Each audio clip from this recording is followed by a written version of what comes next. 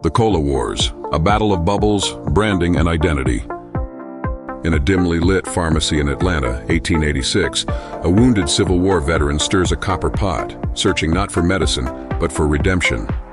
John Pemberton, battling morphine addiction from his war injuries, had no idea that his quest for a non-alcoholic version of his popular cocaine wine mixture would ignite one of the most fascinating corporate battles in history. A war fought not with bullets, but with bubbles. Today, that secret formula sits in an Atlanta vault so secure it would make Fort Knox jealous. But this isn't just about a recipe. It's about how two companies turned sugar water into liquid gold, dividing the world into two tribes, Coke people and Pepsi people. While Coca-Cola was establishing itself as America's favorite tonic, a small-town pharmacist in North Carolina was watching closely. Caleb Bradham, working late nights in his pharmacy, perfected what he called Brad's drink, soon to become Pepsi-Cola. It was 1893, and the stage was set for a battle that would span 3 centuries. But the real warfare didn't begin until the 1950s. Post-war America was booming, and both companies knew that whoever captured the hearts of the new middle class would rule the beverage kingdom. Coca-Cola had already mastered the art of emotional marketing, linking their drink to some of America's most cherished moments. Their strategy? Own happiness itself. Every Christmas ad, every summer baseball game, every Norman Rockwell painting, Coke was there. Pepsi, playing David to Coke's Goliath, needed something different. Their masterstroke came in the 1960s when they positioned themselves as the choice of a new generation. While Coca-Cola represented tradition, Pepsi became rebellion. It was marketing genius. Younger consumers didn't want their parents' cola. Then came the shot heard around the marketing world, the Pepsi Challenge.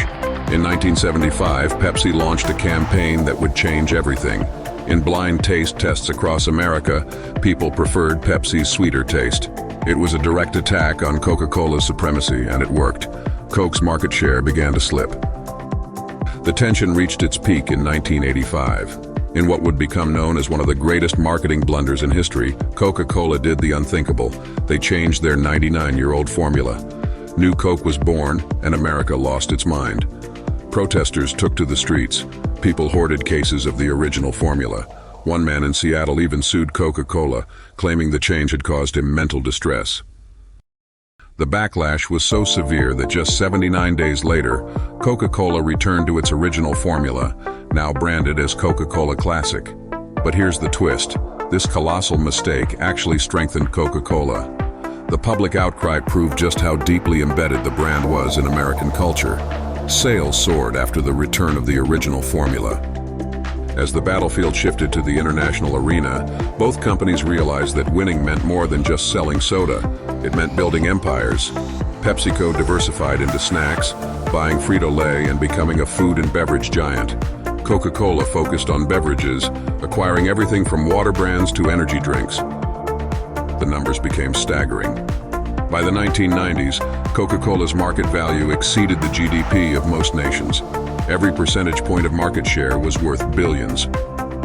But perhaps the most fascinating aspect of this war was how it changed marketing forever. The Cola Wars gave birth to modern marketing techniques we take for granted today. Celebrity endorsements? Michael Jackson's Pepsi commercials rewrote the rules. Super Bowl ads? The Cola Wars made them must-see TV. Social media battles? Coke and Pepsi were pioneers. In today's health-conscious world, both companies face new challenges, but they've proven themselves masters of adaptation. From zero sugar options to sustainable packaging, they continue to evolve. The secret formula locked in that Atlanta vault might be worth billions, but the real value lies in something far more powerful, the ability to capture the imagination of generation after generation. The Cola Wars never really ended. They just changed battlegrounds. What started in a small Atlanta pharmacy has become a global phenomenon worth over $400 billion. It's a story that proves the greatest corporate battles aren't won with products alone, but with something far more valuable. The power to make people believe that choosing a soft drink is choosing an identity. In the end, this isn't just a tale of two companies fighting over market share. It's a story about how America exported its culture to the world, one fizzy drink at a time. And somewhere in Atlanta, behind that vault door, sits a piece of paper that started it all. A reminder that sometimes the most valuable things in the world aren't the ingredients themselves, but the dreams they inspire.